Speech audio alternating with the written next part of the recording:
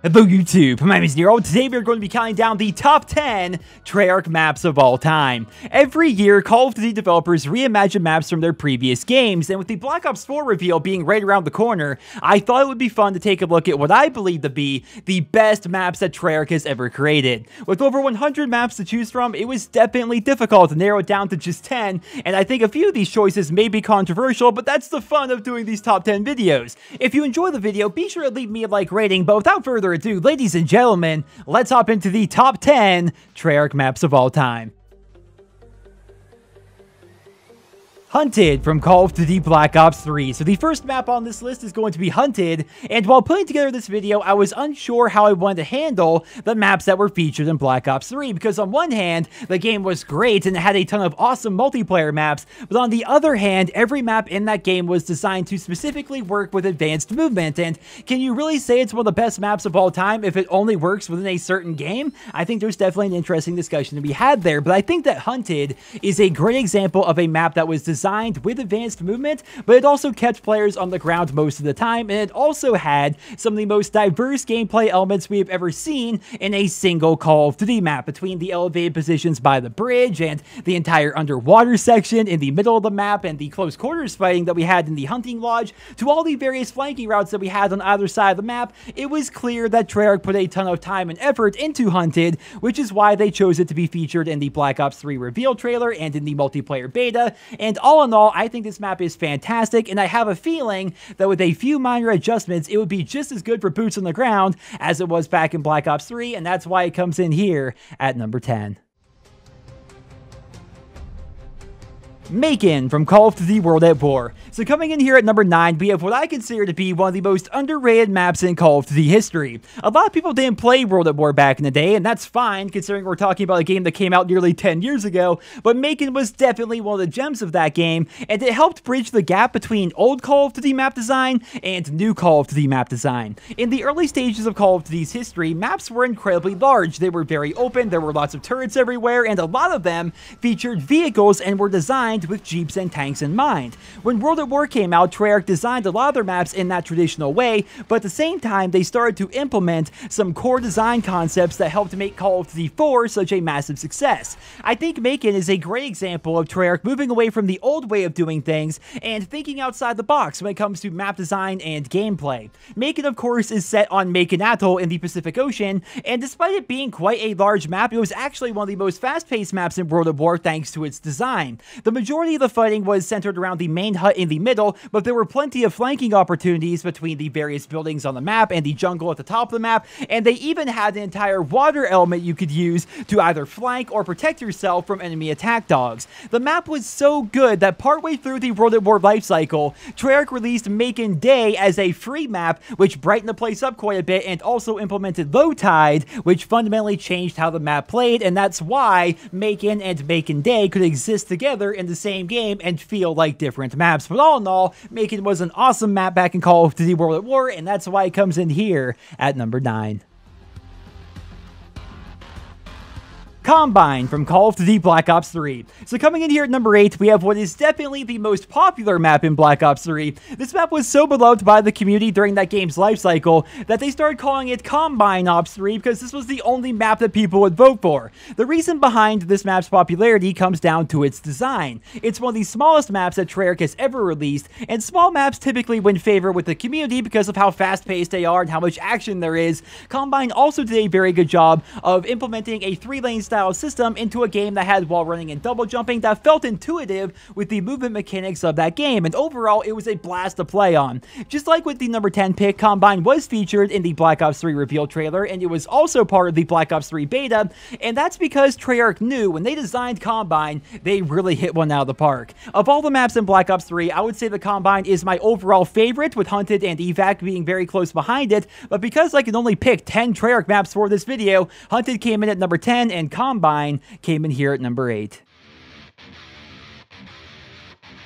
Grind from Call of Duty Black Ops 2. So Grind is the first and only DLC map to be featured on this list, and for good reason. Grind is a fantastic map that really captured what Call of Duty DLC is all about. Every year, Call of Duty releases a new game, and the multiplayer maps are loosely based on the single-player campaign and the locations within it. Now, of course, with Black Ops 4, we have no idea what they're going to be doing, but historically, that's what they've always done with the standard multiplayer maps in the Call of Duty franchise. They're based off the single-player campaign. That is why whenever they release a DLC, they typically go crazy because they are no longer shackled to the narrative that the campaign was telling, and no Call of Duty map better captures that idea than when Treyarch released Grind with the first map pack of Black Ops 2. Now, we have seen some crazy multiplayer maps in recent years, but for the time, this map was mind-blowing. It was so crazy that Treyarch would release a multiplayer map that was set in a skate park in Venice Beach, California. The map was bright, it was beautiful, and everything about it just vibed fun. It also played very well. It implemented the classic Call of Duty map design of 3 lanes,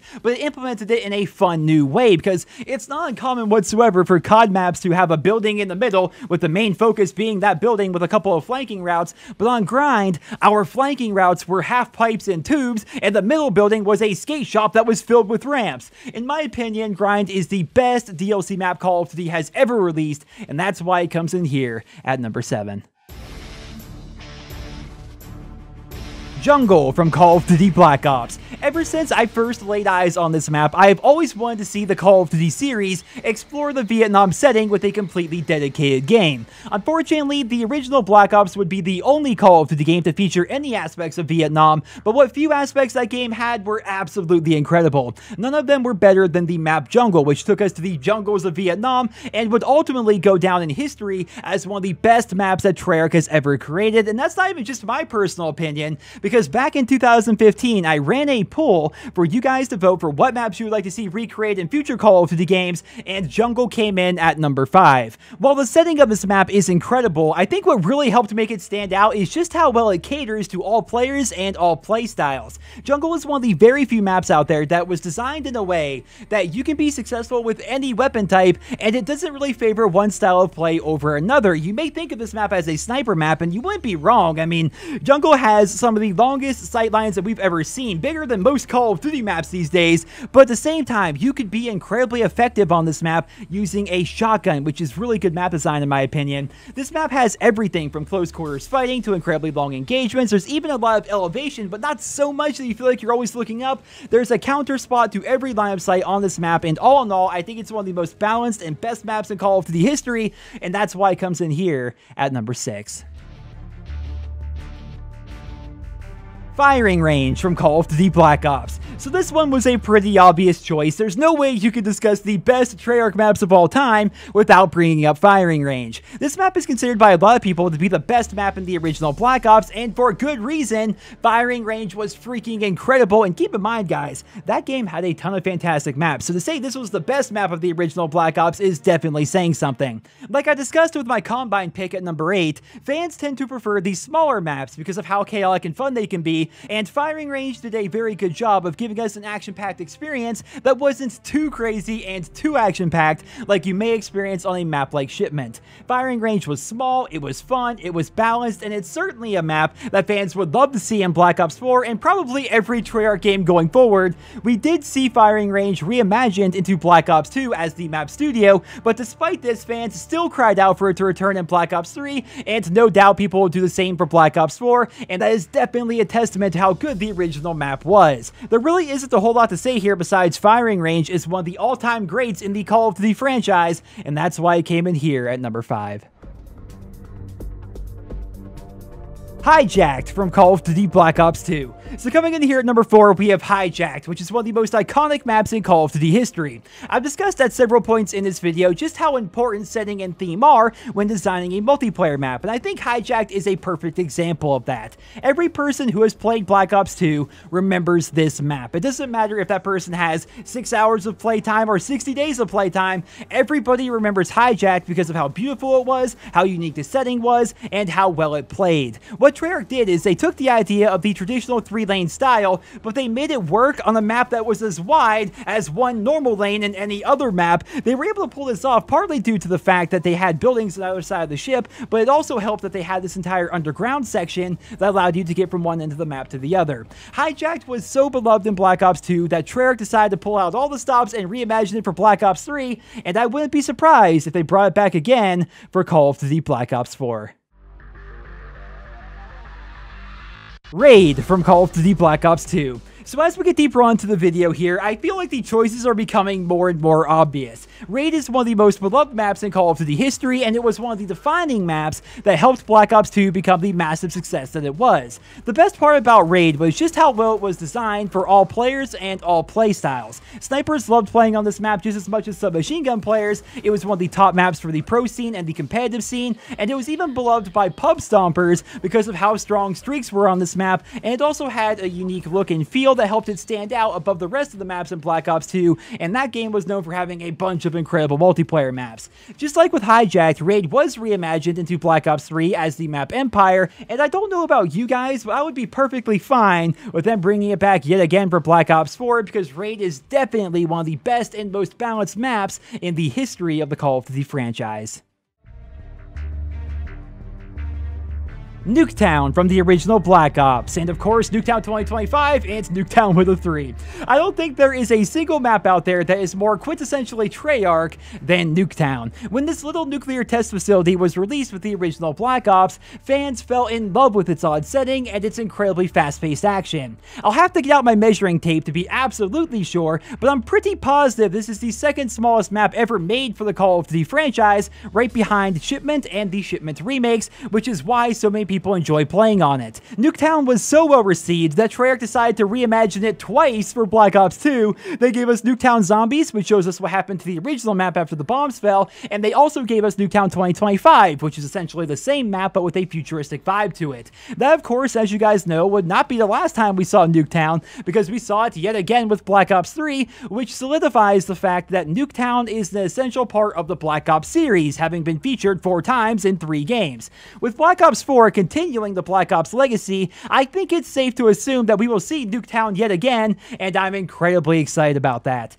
I don't think it's a stretch to say that I've played over 1,000 matches on Nuketown collectively over the years between all the games, and it's still as much fun today as it was back in 2010. Seelow from Call of Duty World at War. I'm gonna get so much crap for this. So the thing about these top 10 videos is they are always subjective. Every single one of them comes down to personal preference and personal opinion, and I hold the incredibly unpopular opinion that Seelow is not only the best Treyarch map ever made, but that Seelow is the greatest Call of Duty map ever designed. I guarantee half of you think I'm joking, but I'm really not. Back in 2014, I published a video titled The Top 10 Call of Duty Maps of All Time, and people were just as shocked back then, as I'm sure they are right now, that I would rank Seelow so high. I have plenty of reasons why Seelow is my favorite map of all time, and I'm going to do my best to try to explain myself here in this video. So for starters, the map is absolutely massive. Just like with Nuketown, I'll have to get out my measuring tape to be absolutely sure, but I'm pretty positive this is the largest map in the history of the series. It's so big that when you play Search and Destroy, they only use one half of the map, and you may think I'm joking, but I'm not. Like, offense, you spawn right here, defense, you spawn right there. They only use this half of the map. The rest of the map is not used whatsoever in Search and Destroy, and the same is true when you play Domination. All 3 flags can be found on only one half of this map, with the other half of the map not really serving any purpose. Earlier in this video, I discussed how when Treyarch made World at War, they incorporated design philosophies from both Call of Duty 4 as well as the earlier Call of Duty games like Call of Duty 2 and Call of Duty 3.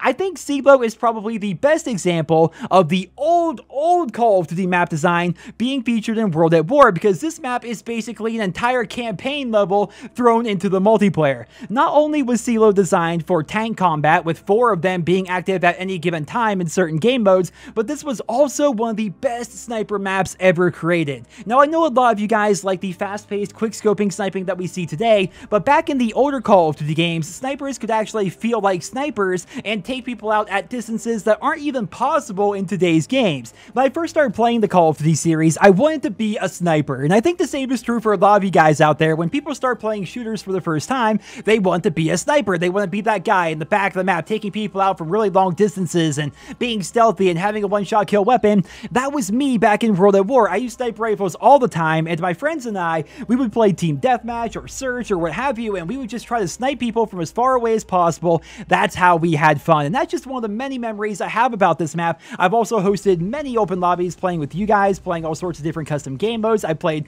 hide and seek on this map plenty of times with subscribers and my friends, and of course I played search and destroy all the time, both competitively and non-competitively. Like, just collectively, I have so many awesome memories on this map, and that's why it's my favorite of all time. And that's what it should be, right? It should be about what map do you personally enjoy the most? Like, what map do you have the best memories on? I completely acknowledge that there are better maps out there. There are plenty of maps that have better gameplay and a better setting and better design, but no map in the history of the Call of Duty series has ever brought me as much joy as Seelow, which is why it is my all-time favorite. I highly doubt we will ever see Seelow reimagined in a future Call of Duty game. I mean, if they haven't reimagined Makin or Dome or Castle from World at War yet, I definitely don't see them reimagining Seelow, but that's okay because some maps are better left in the past, and I think that Seelow is a great example of that. But ladies and gentlemen, there you have it. Those are my top 10 Treyarch maps of all time. I'd love to hear down there in the comment section below what are your personal favorite Treyarch maps, and do you have any awesome stories tied to some of those maps? Leave your thoughts and feedback down there in the comment section below, and like I said towards the beginning of the video,